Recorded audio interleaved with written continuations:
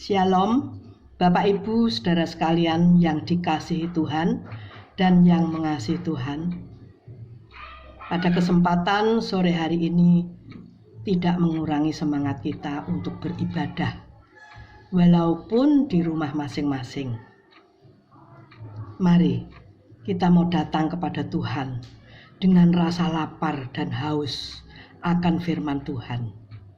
Maka Tuhan akan mengenyangkan.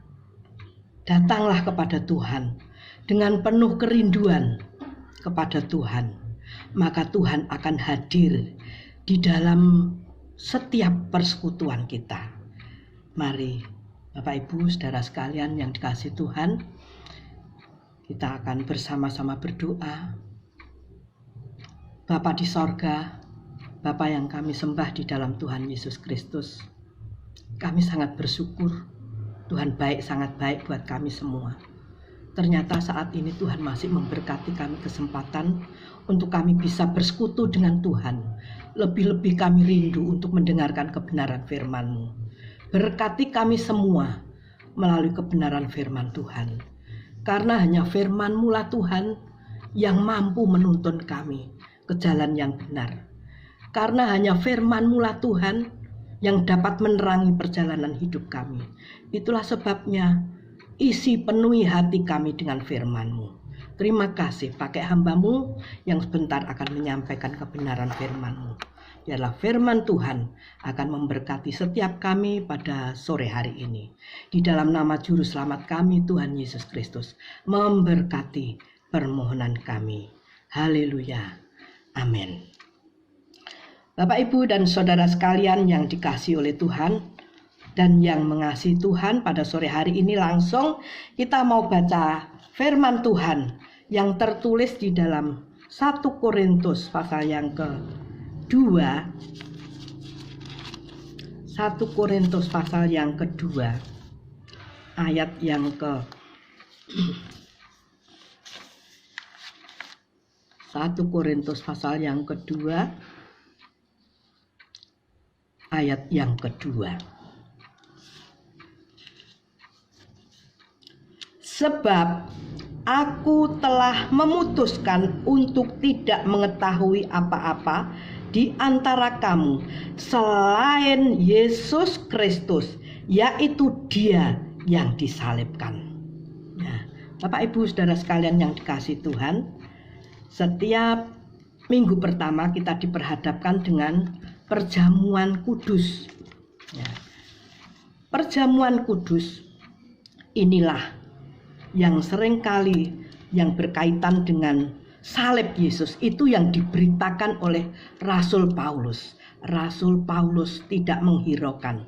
Mungkin dia dalam bermasalah, tapi dia tidak menghiraukan masalahnya. Dia hanya menyampaikan berita tentang salib Yesus Kristus. Bapak Ibu saudara sekalian yang dikasihi Tuhan, salib Yesus Kristus berkaitan dengan perjamuan kudus. Makanya pada sore hari ini firman Tuhan saya berikan satu tema, perjamuan kudus. Perlu kita ketahui di dalam perjamuan kudus di situ ada 3 rahasia yang perlu kita pelajari pada sore hari ini. Yang pertama, perjamuan kudus berbicara tentang kasih. Ya.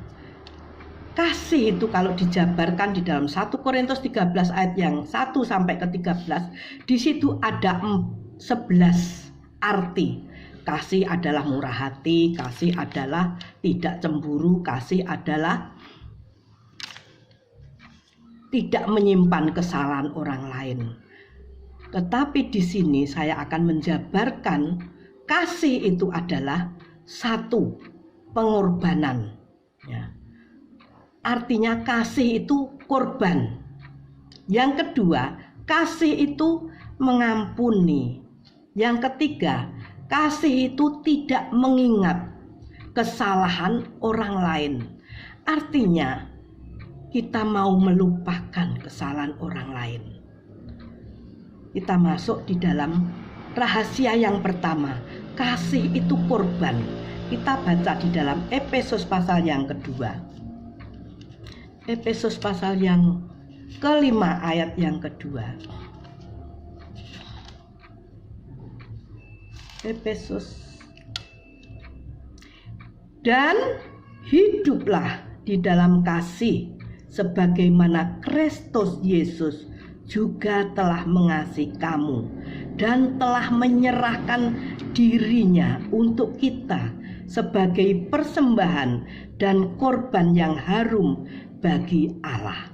Nah, Rasul Paulus menasihati sidang jemaat Tuhan yang ada di Efesus supaya hidup di dalam kasih, karena Tuhan sudah memberikan teladan.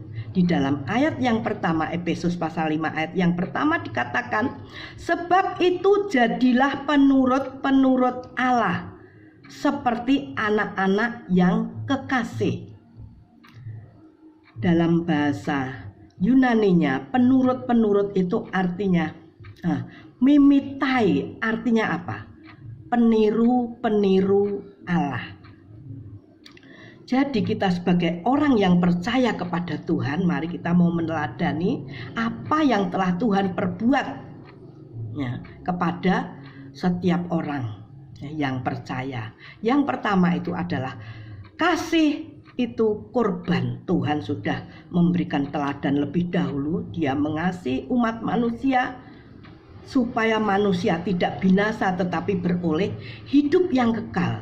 Untuk yang percaya kepada Tuhan Yesus Kristus, tidak perlu diragukan lagi tentang keselamatan kita. Kristus Yesus mengorbankan dirinya untuk menyelamatkan kita semua. Itu yang pertama. Kasih itu korban. Yang kedua, kasih itu mengampuni. Efesus pasal yang ke-4 ayat yang ke-32. Efesus pasal 4 ayat yang ke-32. Tetapi hendaklah kamu ramah seorang terhadap yang lain, penuh kasih mesra dan saling mengampuni sebagaimana Allah di dalam Kristus telah mengampuni kamu. Nah, Tuhan sudah memberikan teladan bagi kita untuk senantiasa mau mengampuni orang lain karena Tuhan sudah mengampuni kita lebih dahulu. Kolose pasal yang ketiga ayat 13. Kolose pasal 3 ayat yang ke-13. Sabarlah kamu seorang terhadap yang lain, dan ampunilah seorang akan yang lain apabila yang seorang menaruh dendam terhadap yang lain, sama seperti Tuhan telah mengampuni kamu, kamu perbuat jugalah demikian. Nasihat Rasul Paulus kepada jemaat Tuhan yang ada di Kolose, supaya jemaat itu mau sabar, mau mengampuni kesalahan orang lain seperti Tuhan sudah mengampuni kita. Yang ketiga, kasih itu tidak mengingat kesalahan orang lain atau melupakan kesalahan orang lain. Di dalam Mazmur pasal yang ke-103.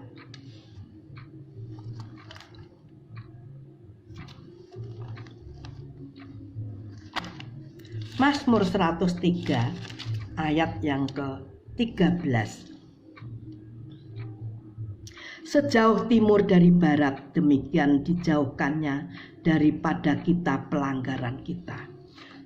Tuhan tidak memandang seberapa banyak kesalahan kita, tidak memandang seberapa banyak dosa kita. Dikatakan di dalam kitab Nabi Yesaya, walaupun dosa kita merah seperti kirmisi, akan menjadi putih seperti salju. Itu kata Tuhan. Itulah sebabnya kita perlu meyakini kalau seberapa banyak dosa kita itu sudah Tuhan lupakan. Itulah sebabnya kita patut bersyukur kepada Tuhan karena kasih-Nya yang sudah menyelamatkan kita.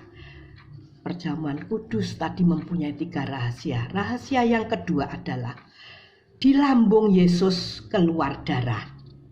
Yohanes pasal yang ke-6. Yohanes pasal yang ke-6. ayat yang ke-53.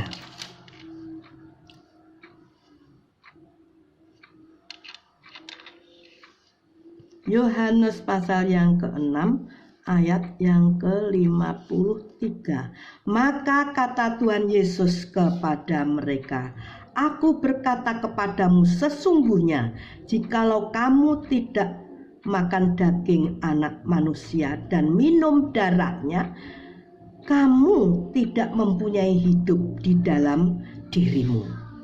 Jadi darah Tuhan Yesus Kristus itu berfungsi. Darah Tuhan Yesus Kristus itu yang menghidupkan kita, menghidupkan rohani kita. Kemudian bagaimana dengan orang yang tidak percaya kepada Tuhan? Itu urusannya Tuhan, tetapi kita mempunyai keyakinan. Orang yang sudah percaya kepada Tuhan, darah Yesus itu menghidupkan kita. Kita bukan lagi menjadi orang yang mati di dalam dosa kita, tetapi kita sudah dihidupkan oleh darah Yesus. Efesus pasal yang kedua. Efesus pasal yang kedua ayat yang ke-13. Pasal 2 ayat yang ke-13. Tetapi sekarang di dalam Kristus Yesus kamu yang dahulu jauh sudah menjadi dekat oleh darah Yesus. Jadi darah Yesus itu mempunyai fungsi untuk membawa kita lebih dekat kepada Tuhan. Karena sebelum kita percaya kepada Tuhan, hidup kita jauh dari Tuhan. Ya, tetapi karena kita percaya kepada Tuhan, di situ darah Yesus itu membawa kita untuk bisa dekat, bahkan lebih lagi dekat dengan Tuhan.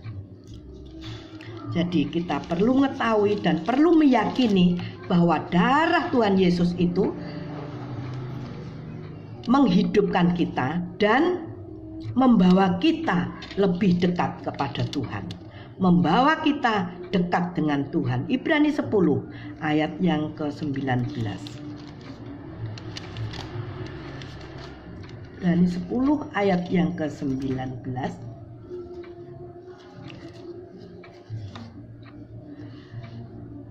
Jadi saudara-saudara, oleh darah Tuhan Yesus kita sekarang penuh keberanian dapat masuk ke dalam tempat kudus. Ya, berarti darah Tuhan itu membawa kita berani masuk di dalam tempat yang kudus, tempat rumah Tuhan. Kalau dulu kita tidak layak, tetapi karena darah Yesus yang melayakkan kita untuk kita bisa datang kepada Tuhan di tempat kudusnya, yaitu di rumah Tuhan. 1 Yohanes pasal yang ke-1. 1 Yohanes pasal yang ke-1 ayat yang ke-7 bagian C. 7 bagian C.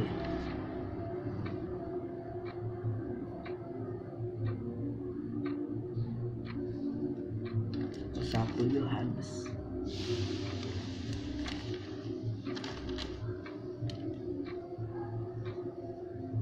Dan darah Yesus anaknya itu menyucikan kita daripada segala dosa. Jadi darah Yesus Kristus Tuhan itu berfungsi untuk menyucikan segala dosa kita. Tadi saya sampaikan kitab Nabi Yesaya sudah bernubuat, walaupun dosa kita merah seperti kirmisi akan menjadi putih seperti salju. Nah, perjamuan kudus mempunyai satu rahasia, yaitu di lambang Yesus Kristus, di lambung Yesus Kristus keluar darah. Yang pertama, perjamuan kudus berbicara tentang kasih. Yang kedua, di lambung Yesus keluar darah. Darah Tuhan itu berfungsi menghidupkan, berfungsi membawa kita dekat kepada Tuhan, berfungsi membuat kita berani masuk di dalam tempat kudusnya Tuhan. Kemudian darah Yesus mampu menyucikan segala dosa kita. Kemudian yang ketiga, rahasia yang ketiga di dalam perjamuan kudus tertera, yaitu berkaitan dengan Golgota, memancarkan air kehidupan. Ya, jadi salib dengan pribadi Tuhan itu berkaitan. Di dalam salib di Gunung Golgota itu memancarkan air kehidupan. Yohanes pasal yang Injil Yohanes pasal yang ke-6. Injil Yohanes pasal yang ke-6 ayat yang ke-35.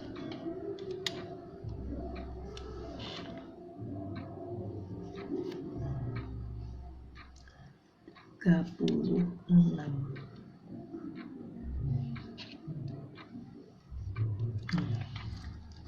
Injil Yohanes pasal 6 ayat 35. Sebab dagingku adalah benar-benar makanan dan darahku adalah benar-benar minuman. Barang siapa makan dagingku dan minum darahku, ia tinggal di dalam aku dan aku tinggal di dalam dia. Sama seperti Bapa yang hidup mengutus aku dan aku hidup oleh Bapa, demikian juga barang siapa yang memakan aku akan hidup oleh aku. Nah, Bapak Ibu Saudara sekalian yang dikasihi Tuhan, Tuhan Yesus disalib di Gunung Golgota. Waktu ditombak, lambungnya mengeluarkan air dan darah. Tadi darah sudah saya sampaikan. Sekarang berbicara tentang air yang keluar dari lambung Tuhan Yesus. Air yang keluar dari lambung Tuhan Yesus itu mengandung satu kehidupan. Barang siapa percaya kepadaku tidak akan haus lagi, karena air kehidupan. Jadi ini firman Tuhan sendiri mengatakannya. Barang siapa yang percaya kepadaku tidak akan haus lagi. Yohanes pasal yang keempat ayat yang ke-14. Yohanes 4 ayat yang ke-14.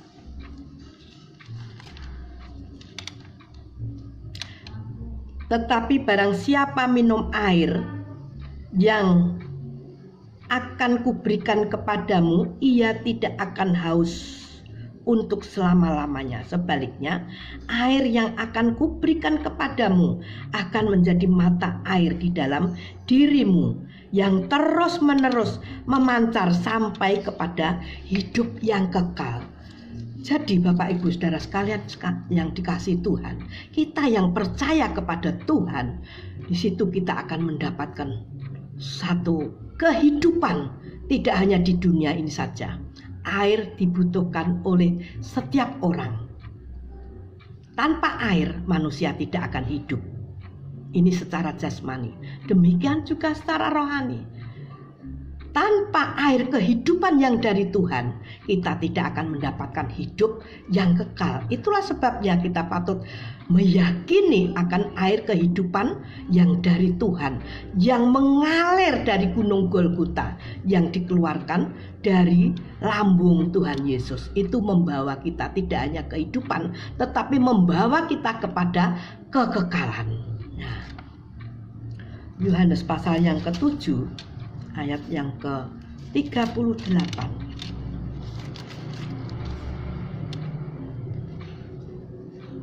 Yohanes pasal 7 ayat yang ke-38.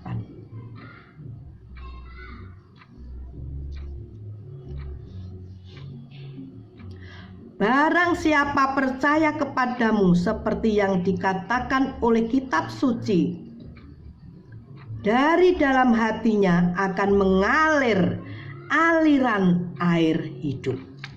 Nah, Bapak Ibu Saudara sekalian yang dikasihi Tuhan, setiap kita yang percaya kepada Tuhan itu akan diberikan satu aliran air yang terus-menerus mengalir di dalam kehidupan kita.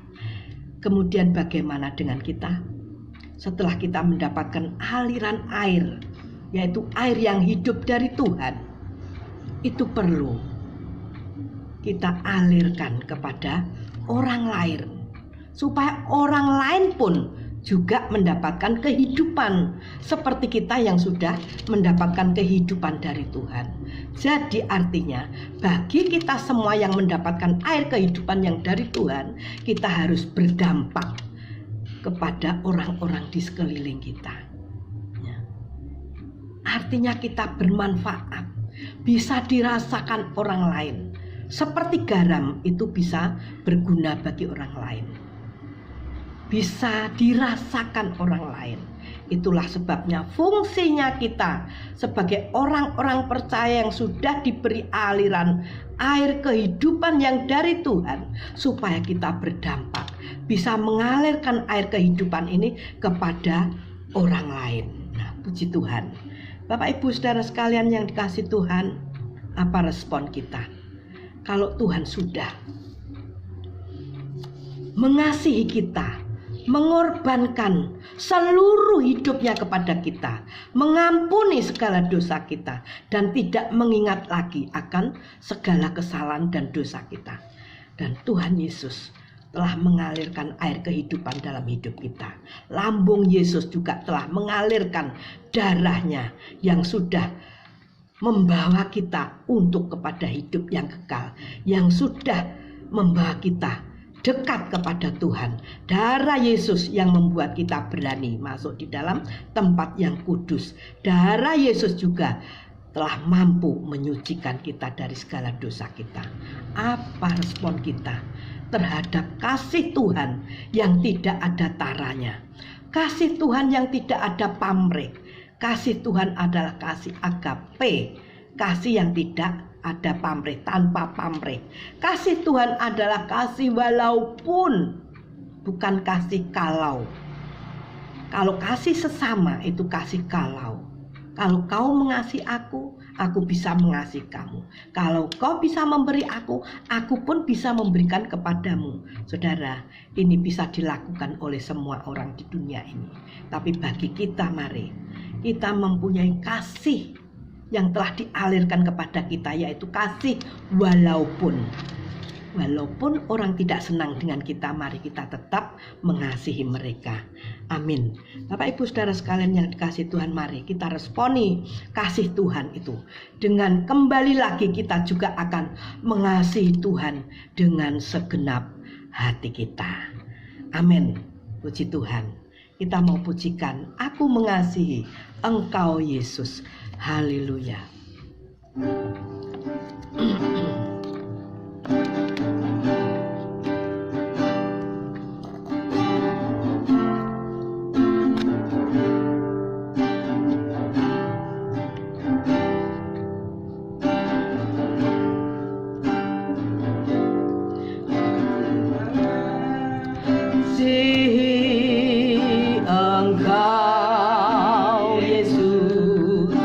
Dengan segenap hatiku,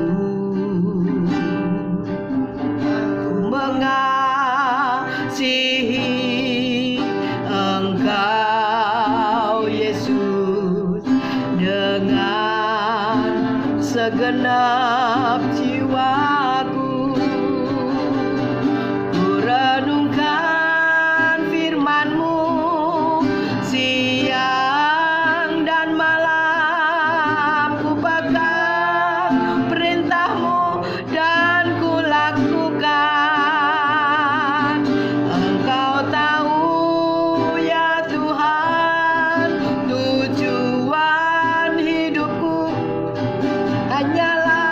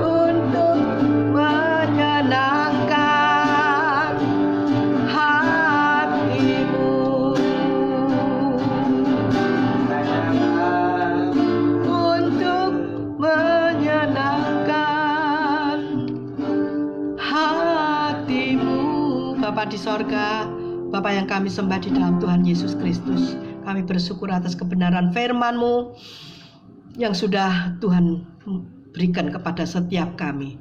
Kami berdoa untuk seluruh jemaat Tuhan, baik anak-anak sekolah minggu, remaja, pemuda-pemudi, Bapak Ibu usia lanjut semua.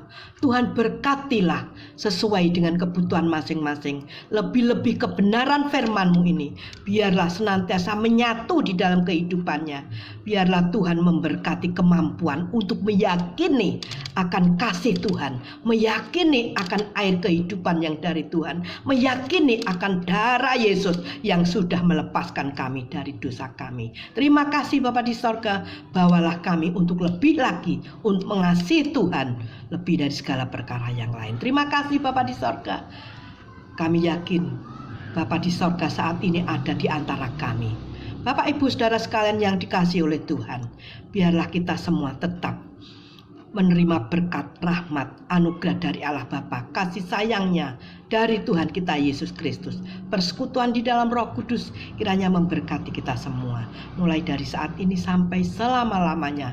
Dalam nama Tuhan Yesus Kristus, Tuhan memberkati kami semua. Yang percaya katakan amin. Haleluya. Kami memuji kebesaran-Mu. Haleluya, haleluya, haleluya, haleluya.